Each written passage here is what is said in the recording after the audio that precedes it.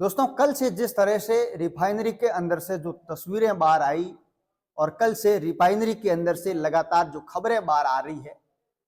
वो ना सिर्फ शासन और प्रशासन के लिए जांच का विषय है, बल्कि आम आदमी को झकझोर कर देने वाली तस्वीरें भी उनमें बाहर आ रही है। आपने देखा होगा, एक नहीं दो ऐसे वीडियो जो बाहर आए हैं जिसमें एक व्यक्ति को कुछ लोग पकड़ के रखते हैं और डंडों से उसकी पिटाई करते हैं। वहीं दूसरा एक और वीडियो है जिसके अंदर भी एक व्यक्ति की पिटाई हो रही है और ये तस्वीरें उस रिफाइनरी से आ रही है जिस रिफाइनरी को पश्चिमी राजस्थान का सबसे बड़ा प्रोजेक्ट बताया जा रहा था कि यहाँ के युवाओं को रोजगार मिलेगा। अब मुझे नहीं पता कि यहाँ के युवाओं को रोजगार कितना मिला, लेकिन जिस तरह से जो तस्वीरें बाहर आई है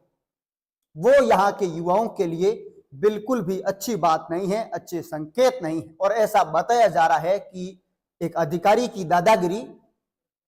इतनी हावी हो जाती है कि रिफाइनरी के अंदर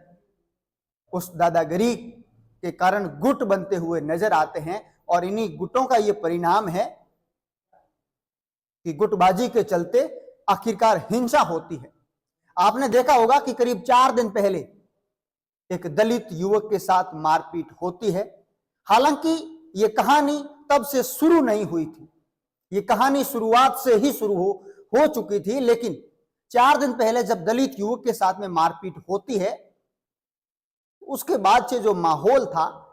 वो गर्माते हुए आगे बढ़ा चलता है। और कल ये हुआ कि टाटा के एवं एचआरएल के बीच में जिस तरह से जो हुई, जिस तरह से एक अधिकारी को लेकर के गंभीर आरोप लगाए गए,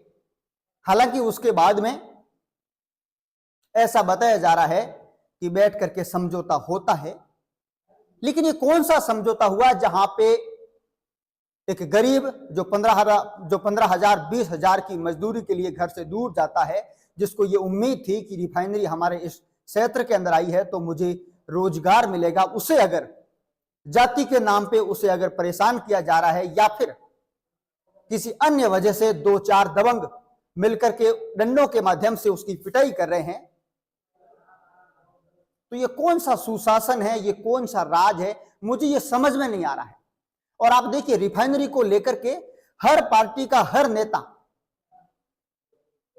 बड़ी बड़ी बातें करते हैं, लेकिन कल का ये जो पूरा घटनाक्रम हुआ, मजाल है जो कोई नेता इस पूरे मामले पे अपनी कोई टिप्पणी रखे। क्या नेताओं को पता नहीं है कि रिफाइनरी के अंदर क्या चल रहा है? क्या नेताओं को यह पता नहीं है कि कुछ तथा कथित दबंग अपनी छवि को मजबूत बनाने के लिए किस तरह से हिंसा पे उतर गए हैं, आम लोगों के साथ, आम मजदूरों के साथ में मारपीट कर रहे हैं। और ये सबसे बड़ा सवाल प्रशासन के भी लिए है, बालोतरा पुलिस के लिए है कि रिफाइनरी के अंदर कल जो हुआ वो आज से पहले इस प्रकार का दृश्य हमें देखने को नहीं मिला।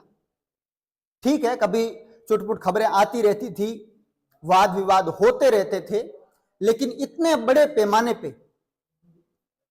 हो हल्ला होना और उसके बीच में से 2 वीडियो बाहर आना जिसमें आम लोगों की कुछ लोग मिलकर के डंडों के माध्यम से पिटाई कर रहे हैं।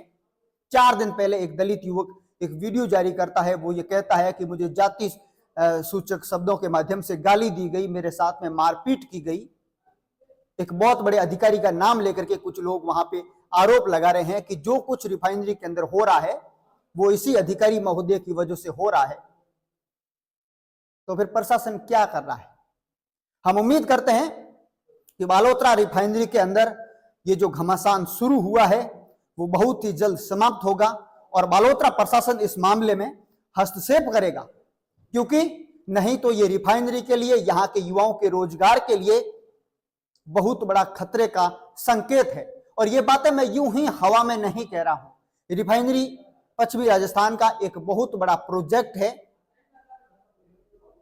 और अगर इस प्रोजेक्ट पर कोई अपनी दादागिरी के माध्यम से या फिर कोई अन्य किसी पहलू के माध्यम से अपनी धौंस जमाने की कोशिश करेगा तो नुकसान इस क्षेत्र के लोगों को है, इस क्षेत्र के युवाओं को है। क्या सोचते हैं आप लोग रिफाइनरी के इस पूरे मामले को लेकर के? कमेंट बॉक्स में आप हमें जरूर बताइएगा। धन्यवाद।